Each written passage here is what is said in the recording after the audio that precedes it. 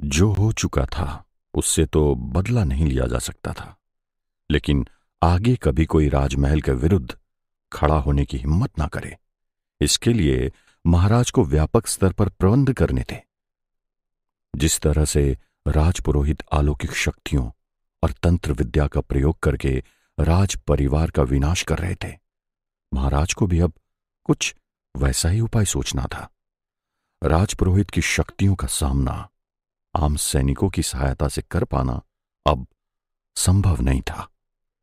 हालांकि रात हो चुकी थी और श्रद्धांजलि सभा में घटी घटना के बाद महाराज की चिंता और बढ़ गई थी। लोगों को इस बात की आशंका होने लगी थी कि बुरी शक्तियों का अगला आक्रमण स्वयं महाराज पर ही होने वाला था। एक के बाद एक तरह तरह के अपशकुन होते जा रहे थे। प्रजा के साथ साथ राज परिवार भी दहशत में जीने को मजबूर था। जिस तरह से महारानी की तस्वीर पर चढ़ी हुई वो लाल पीले फूलों की माला उनके गले में आ गई थी, उस बारे में सोच सोचकर वो विचलित हुए जा रहे थे। महाराज भले ही लोगों को यह दिखाने का प्रयत्न कर रहे थे कि उन्हें मृत्यु का कोई भय नहीं है, लेकिन सच्चाई चिंता की लकीर बनकर उनके चेहरे से झलक रही थी। ऐसा नहीं था कि चिंता में सिर्फ महाराज ही डूबे थे। युवराज की हालत भी लगभग कुछ ऐसी ही थी।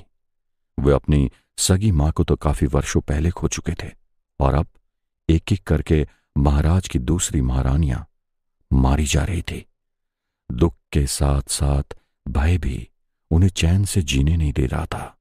कोई इंसान अपार शक्ति होने के बावजूद भी किस तरह से अलौकिक शक्तियों के सामने असहाय हो सकता है, ये युवराज को समझ आ गया था। रात काफी हो चुकी थी और सुबह एक बड़ी राजसभा का आयोजन किया जाना था। महाराज ने अपने प्रधानमंत्री को कक्ष में बुलवाया और उन्हें आदेश दिया, देखिए, आसपास के सभी शक्तिशाली राजाओं को हमारा यह संदेश दिया जाए कि हमें उनकी सहायता की आवश्यकता है। वीरानगढ़ से निष्कासित किए हुए राजपुरोहित ने राज्य के विरुद्ध संग्राम छेड़ दिया है। भूत प्रेत पिशाच चुड़ैल आदि अलौकिक शक्तियों की सहायता से राज परिवार पर आक्रमण करवाया जा रहा है। महारानी और नवनियुक्त राजपुरोहित को भी मौत के घाट उतार दिया गया है। स्थिति अत्यंत नाजुक बन गई है। अतः आप सभी से निवेदन है कि अपने राज्य के राजपुरोहितों के साथ दक्ष सैनिकों की टुकड़ी लेकर वीरानगढ़ की सहायता के लिए तुरंत प्रस्थान करें। महाराज ने जैसा ही आदेश दिया, प्रधानमंत्री ने अपने संदेशवाहकों को निकटवर्ती राज्य से सहायता प्राप्त करने के लिए जाने का आदेश दे दिया। संदेशवाहक रात में ही संदेश लेकर निकल पड़े। हालांकि वीरानगढ़ के सैनिक, गुप्तचर, संदेशवाहक सभी बहुत बहादुर थे, लेकिन पिछले कुछ समय से वहां के जो हालात बने थे, उसके बाद उनके मन में डर और शंका ने घर कर लिया था। अब महाराज और युवराज अपने अपने कक्ष में सोने की तैयारी करने लगे थे। एकलव्य को उसकी मां स्वप्न सुंदरी अपने साथ अपने कक्ष में लेकर चली गई। उन्होंने दबी जबान में एकलव्य से कहा कि उसे राज्य के विरुद्ध हो रहे किसी भी काम में हिस्सेदारी नहीं करनी चाहिए।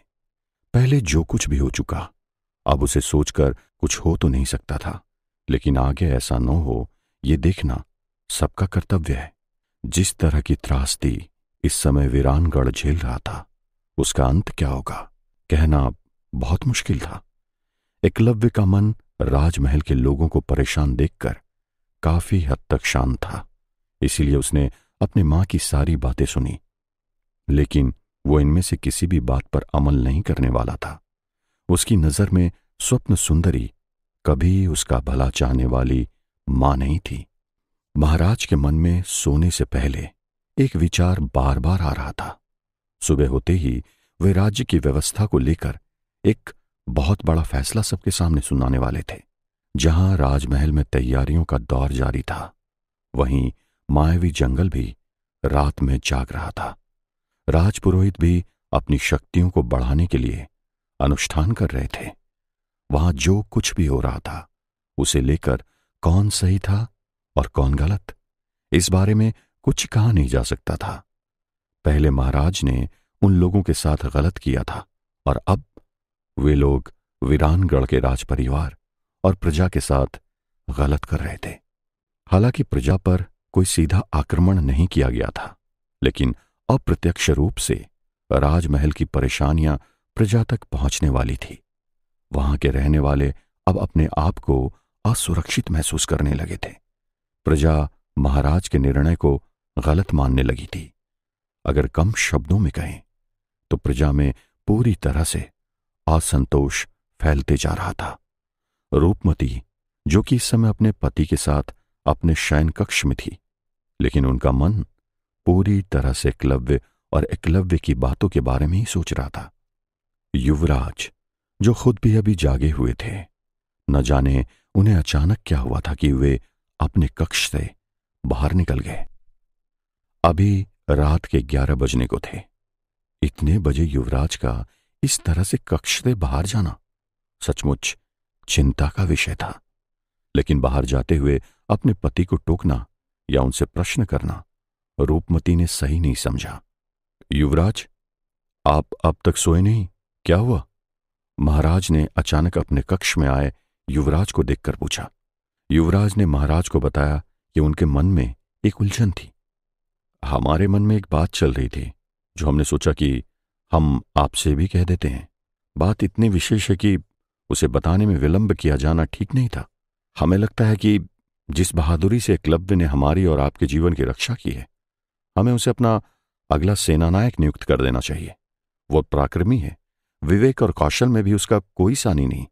अगर हमें इस तरह का सेनानायक मिल जाए तो इस बात में कोई संशय नहीं रह जाएगा कि राजपुरोहित की ओर से मिल रही चुनौतियों का हम अच्छी तरह सामना कर पाएंगे। युवराज ने अपने पिता महाराज से कहा। हमें भी कब से बस यही चिंता सताई जा रही थी। सेनानायक की मृत्यु से हम भी थोड़े विचलित थे। हमारे भी मन में यही विचार था कि उसकी तरह वीर और विवेकशील सेनानायक की हमें बहुत ज्यादा आवश्यकता है। हमें यह काम मेरे ख्याल से अतिशीघ्र कर देना चाहिए। कल सूरज निकलते ही हम इस बात की घोषणा कर देंगे, महाराज ने युवराज को आश्वासन देते हुए कहा। कुछ देर तक महाराज और युवराज के बीच में इस तरह से विचार विमर्श चलते रहे। इस दौरान जब युवराज देवराज महाराज से मिलने के लिए उनके कक्ष में गए थे, तब युवरानी रूपमती अपने कक्ष में अकेली थी। युवराज के इस तरह से कक्ष के बाहर चले जाने पर उन्हें बहुत ज्यादा आश्चर्य नहीं था, लेकिन चिंता की लकीरें उनके भी माथे पर साफ साफ दिखाई दे रही थी। वहां जो कुछ भी घट रहा था वो समझ के परे था। शायद अन्याय का परिणाम ऐसा ही होता है। बस यही सोचकर वो अपने मन को समझाने की कोशिश कर रही थी। अभी वो अपने बिस्तर में लेटकर शयन कक्ष के ऊपरी हिस्से की बनावट को देख रही थी। तभी उन्हें ऐसा लगा जैसे अचानक उन्हें सब कुछ धुंधला दिखाई देने लगा है। उन्हें अचानक कक्ष में कुछ घुटन सी महसूस होने लगी। अपनी आंखें मलते हुए वे दोबारा चीजों को देखने लगी। चीजें अभी भी उन्हें धुंधली ही दिखाई दे रही थी। फिर अचानक ऐसा लगने लगा जैसे कोई उनके मुंह पर हाथ रखकर उन्हें सांस लेने से रोक रहा हो। वे घबराकर अपने पलंग से उठकर बैठ गई। उन्होंने जब सांस लेने की कोशिश की तो उन्हें ऐसा महसूस होने लगा जैसे सचमुच वहां कोई मौजूद हो जो उनका गला दबाने की कोशिश कर रहा था और उनके मुंह पर किसी ने हाथ रखा है। वे तुरंत उठकर झरोखे के पास गई जिससे उन्हें ताजी हवा मिल सके। अब तक तो फिर भी सब कुछ ठीक था, लेकिन अचानक ऐसा क्या होने लगा था? घबराहट और डर, पसीने के मारे युवरानी की हालत खराब होने लगी। वे सहायता के लिए चिल्लाने लगी। पहले की तरह ऐसा बिल्कुल नहीं हुआ था कि उनके मुंह से आवाज नहीं निकली हो, लेकिन उनकी आवाज उस कक्ष के बाहर नहीं जा पा रही थी। जैसे ही वे झरोखे के पास पहुंची, वहां लगे पर्दे ने उन्हें चारों तरफ से जकड़ लिया। वे जोर जोर से चीखने लगी, बचाओ बचाओ, कोई है वहां, बचाओ, कोई हमें मारना चाहता है, बचाओ, हमारी रक्षा करो। इनके इतने चीखने चिल्लाने के बाद भी उनकी आवाज किसी को सुनाई नहीं दे रही थी। तभी अचानक सब कुछ सामान्य हो गया। वे हांफते हुए अपने पलंग पर दोबारा पहुंची और उन्होंने वहां रखे गिलास से पानी पीने के लिए जैसे ही गिलास उठाना चाहा, उनका हाथ वहीं रुक गया। एक बार फिर उन्हें लगा जैसे उनका हाथ किसी ने पकड़ लिया था। वो अपना हाथ छुड़ाने के लिए उस अनजान ताकत से संघर्ष करने लगी। उन्होंने जैसे ही खुद को छुड़ाने की कोशिश की, उन्हें सच में ऐसा लगा जैसे वहां कोई ऐसा इंसान मौजूद था जो दिखाई नहीं दे रहा था। वे अपने हाथों से उसे महसूस कर पा रही थी, लेकिन जैसे ही उन्होंने उसे छूकर देखा, अगले ही पल वो साया या इंसान जो भी था उस जगह से जा चुका था। वे परेशान होकर अपने चारों तरफ देखने लगी, लेकिन वहां पर उन्हें कुछ भी नहीं दिखाई दिया। उनके अंदर भय हद से ज्यादा बढ़ चुका था। इससे पहले कि वो भागकर दरवाजे के बाहर पहुंच पाती, किसी मकड़ी की तरह छत से अचानक उनके सामने एक चुड़ैल नीचे उतर आई। वो चुड़ैल दिखने में बहुत ही डरावनी थी। उसके सफेद बाल हवा में उड़ रहे थे, जबकि उस कक्ष में हवा ना के बराबर थी। झुर्रियों वाला उसका चेहरा और उसके बड़े बड़े खतरनाक दांत और नाखून, मानो वो रूपमती को अपना शिकार बनाना चाहती थी। वो खतरनाक तरीके से जोर जोर से हंसने लगी। उसकी हंसी की वजह से रूपमती के दिल की धड़कनें और भी ज्यादा तेज हो गई। रूपमती बदहवास होकर अपने कक्ष से बाहर भागने लगी। तभी अचानक वो किसी से टकरा गई। वो टक्कर इतनी जोर की थी कि उनका सिर चकराने लगा, लेकिन इससे पहले कि वो चक्कर खाकर नीचे गिरती, उस शख्स ने उन्हें संभाल लिया था जिससे उनकी टक्कर हुई थी। वो व्यक्ति कोई और नहीं बल्कि एकलव्य था। वो अचानक वहां कैसे पहुंच गया था, ये तो सिर्फ वही जानता था। लेकिन इस समय तो युवरानी पसीने से तरबतर हो रही थी। उसने उन्हें संभाला और उन्हें संतावना देने लगा। युवरानी ने अपनी उंगली से उस चुड़ैल की तरफ इशारा करते एकलव्य को उसकी मौजूदगी के बारे में बताया। जैसे ही एकलव्य ने उसे देखा, उसने तुरंत अपने कंधे से धनुष निकालकर एक नुकीला बाण उस चुड़ैल को मारा। उसके तीर चलाते ही वो चुड़ैल गायब हो गई। एकलव्य ने रूपमती को दोबारा से उनके पलंग पर बैठने में सहायता की और उन्हें सांत्वना देकर कहा, युवरानी जी, आप मुझे यहां देखकर हैरान अवश्य हो सकती हैं, लेकिन आप सभी की रक्षा करना भी मेरा दायित्व है। मेरे होते आप चिंता न करें, मैं आप पर कोई भी आंच नहीं आने दूंगा। इतना कहकर अभी एकलव्य अपने कक्ष से बाहर निकल ही रहा था कि तभी युवराज कक्ष के अंदर आ गए। हैं? तुम्हारा इतना दुस्साहस कि तुम हमारे शयन कक्ष में इतनी रात गए कदम रख पाओ। हम जानते हैं तुमने महाराज और हमारे प्राणों की रक्षा की है, लेकिन इसका कदाचित ये अर्थ नहीं कि तुम हमारी मर्यादा का उल्लंघन करो। तुम्हें इस अपराध का दंड अवश्य मिलेगा। ये कहते हुए युवराज ने अपने कक्ष में लगे हुए घड़ियाल को बजा दिया।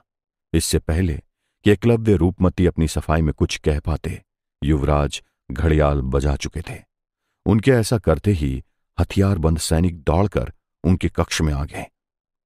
सैनिकों, इस लोहार के बच्चे को बंदी बना लिया जाए। इसने युवराज के शयन कक्ष में प्रवेश करके राज परिवार की मर्यादा भंग करने का दुस्साहस किया है। इसे अभी ले जाकर काल कोठरी में डाल दिया जाए। कल राजसभा में महाराज इसका दंड तय करेंगे। युवराज ने सैनिकों को आदेश देते हुए कहा। युवराज के ऐसा कहते ही एकलव्य ने अपनी कमर पर बंधी तलवार खींचकर बाहर निकाल दी। इससे पहले कि वो उन सैनिकों पर प्रहार कर पाता, युवरानी रूपमती ने तेज स्वर में कहा, ठहरो, कोई भी अपने कदम नहीं बढ़ाएगा। उनके इतना कहते ही जो सैनिक एकलव्य को बंदी बनाने के लिए आगे बढ़ रहे थे वहीं ठहर गए। युवरानी का ये आदेश सुनकर युवराज गुस्से भरी आंखों से महारानी की तरफ देखने लगे। युवरानी जी, आपको हमारे आदेश की अवहेलना करना शोभा नहीं देता, और वो भी एक लोहार के लिए। आपको लज्जा आनी चाहिए। युवराज ने अपनी पत्नी रूपमती से कहा। सैनिकों, कक्ष के बाहर जाकर खड़े हो जाओ।